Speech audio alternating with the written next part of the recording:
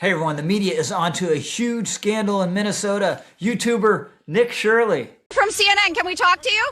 This is MAGA YouTuber Nick Shirley. Back at a daycare in Minnesota, he alleged was a fraudulent facility in a now viral video. I'm Rich Lowry of National Review, and this is such a typical and pathetic media dynamic. You have this underlying story in Minnesota involving shocking levels of fraud, running into the billions of dollars. This has been well established.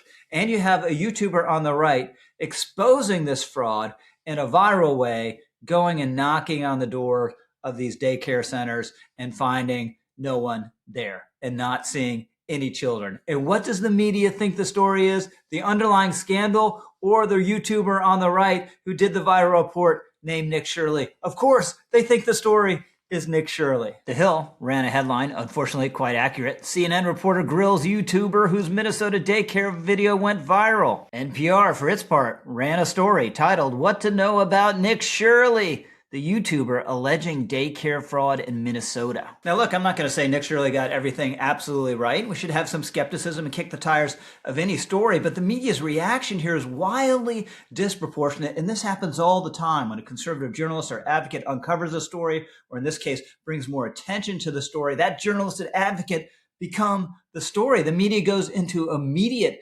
debunking mode in a way that's just a one-way ratchet. It only happens one way. The media has never had this frenzy of debunking about anything Tim Walz has said about the scandal, all his excuse making and minimizing of it. No, it's just directed at the right. And if you think about this, this is like as if in the middle of Watergate, the rest of the media began attacking Woodward and Bernstein. Here's CNN going after Nick Shirley. In the video, Shirley tries to open locked doors and talk to people at various daycares he claims are frauds. Did you come during their normal operating hours when you came to visit? I came at 11 a.m., I believe, and I also came the following day later in the day. The point of it is not whether or not I came at the right time of their operation hours. The point is that blacked out doors, they can't give you any information. You call that number, no one answers. I wasn't trying to go inside, and there should be a way for somebody to actually be able to call that number and somebody be able to answer. These aren't real businesses. So it's not just political bias at work here, but also deeper ideological priors that are threatened by the Minnesota story, because the assumption of people who are left of center, like most mainstream legacy journalists, is that welfare spending is good, it's never wasteful, and never opens the way for fraud, and it's just inherently wrong if there's any negative attention directed to immigrants or any group of immigrants. So the media goes into protect mode. But the irony here in their re-reporting of Nick Shirley's work, they've actually confirmed a lot of it. The Minnesota Star Tribune ran a story headlined, "We went to the daycares Nick Shirley did. Here's what we found." The report then goes on to say the Minnesota Star Tribune also visited all 10 facilities that Shirley had gone to and found children inside 4 of them.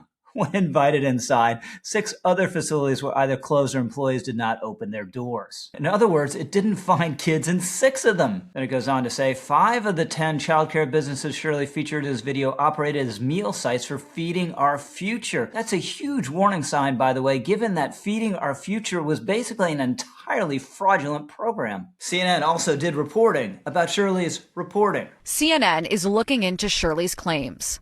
Hi, my name's Whitney Wild. I'm a correspondent for CNN. We reached out to several of the daycares featured in the now viral video. Only one daycare facility answered and said they are a legitimate business. Congratulations. She found one legitimate outfit working the phones among all the places she checked. Look, this isn't how journalism should work, right? They should be trying to advance the story on a big scandal like this rather than tear down the work of someone else who actually went out there and did shoe leather reporting. Somehow the ideal that was created by the aforementioned Woodward and Bernstein of crusading journalists, surmounting any possible obstacle to expose government corruption, has been twisted and perverted. Journalists will still do that if they believe it's going to hurt the interests of Donald Trump or Republicans or conservatives, but otherwise, by and large, they consider it their job, many of them, to the extent they can, to protect the progressive status quo. And that's why so many people